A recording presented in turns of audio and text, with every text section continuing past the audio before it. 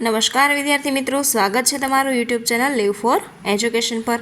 આજે આપણે વાત કરવાના છે હાલમાં જે તમારા તારીખ 29/7ના રોજ 2024 પ્રમાણે ક્વેશ્ચન બેંક જે બહાર પાડવામાં આવે છે। હાલમાં જે તમારું ટાઈમ ટેબલ છે વિદ્યાર્થી મિત્રો, જો તમને ટાઈમ ટેબલ ના મળ્યું હોય તો મારી ચેનલ પર આખી PDF ફોર્મમાં તમારી વિડીયો સ્ક્રીન પર તમને આરામથી ટાઈમ ટેબલ મળી રહેશે। તો વિદ્યાર્થી મિત્રો, જો તમે ટાઈમ ટેબલ નહીં મળ્યું હોય તો ચેનલ પર મળી જશે, તો એ વિડીયો પણ જરૂરથી જોઈ લેજો।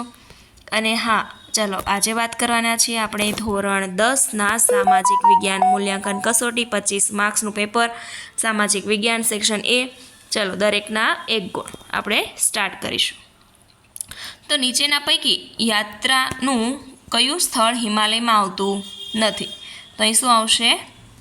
શિવનાથ। ઓકે, તો વિદ્યાર્થી મિત્રો, આમાં હું તમને લેખિત સોલ્યુશન કરાવવાની છું, તો વિડીયોને છેલ્લે સુધી જોવાનું ના ભૂલતા।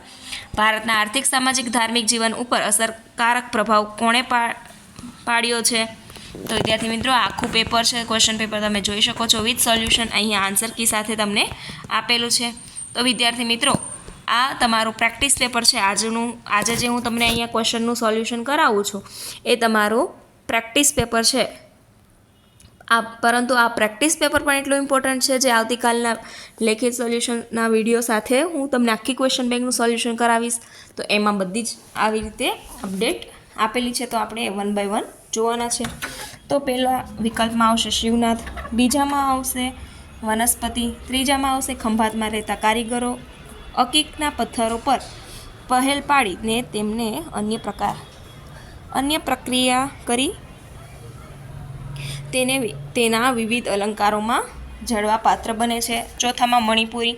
તો વિદ્યાર્થી મિત્રો, આ તમારું જે હું સોલ્યુશન કરાવું છું એ તમારું પ્રેક્ટિસ પેપર સોલ્યુશન છે જે મેં ખુદ બનાવેલું છે, પરંતુ ઓલમોસ્ટ તમારા 20 માર્ક્સ પાક્કા, 20 માર્ક્સ આરામથી તમને આમાં મળી રહેશે।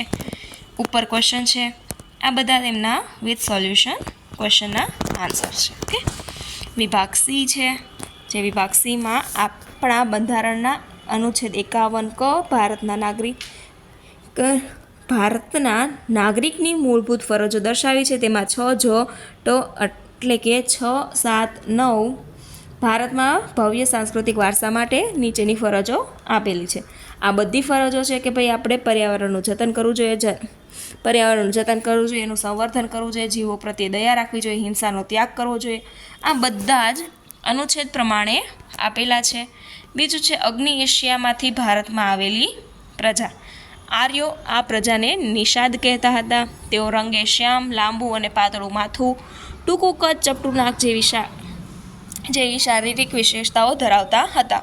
ભીલી પ્રજા માટે નિષાદ શબ્દ પ્રયોજવામાં આવ્યો હતો। ભારતની કોલ અને મુંડા જાતિ, અસમની ખાસ પ્રજા, નિકોબાર અને મ્યાનમારની જાતિઓમાં આ પ્રજાનું લક્ષણ જોવા મળે છે। ઓકે, હવે એવી રીતે અહીંયા છે પ્રાચીન યુદ્ધમાં ધાતુની શોધ થઈ, એ પહેલાં લોકો માટીમાંથી બનાવેલા પાત્રોનો ઉપયોગ કરતા હતા। સેક્શન ડી આપેલું છે, દરેકના 4 ગુણ છે।